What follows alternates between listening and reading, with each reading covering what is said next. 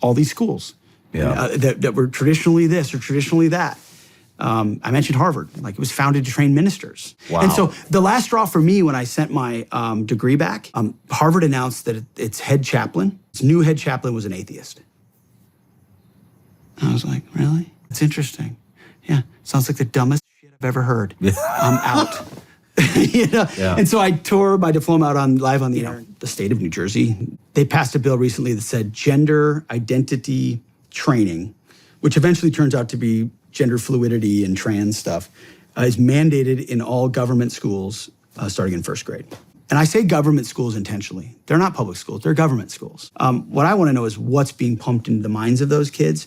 And what you realize when you pull the curtain back over 100 years is the entire pipeline of our education system has been federalized intentionally.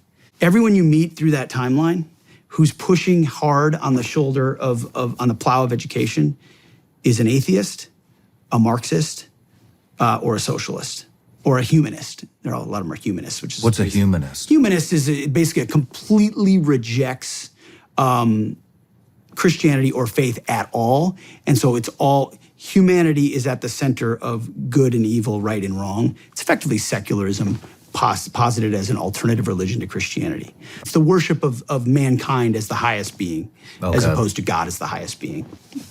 The one thing they knew they had to remove from the beginning was God.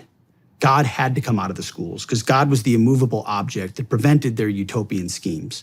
They wanted, if you want to manipulate children, if you want to change the way they think, rewire the relationship of families, you have to get at the God thing. And so the early progressives, communists, Marxists, very intentionally worked hard in creating systems that slowly but surely removed God.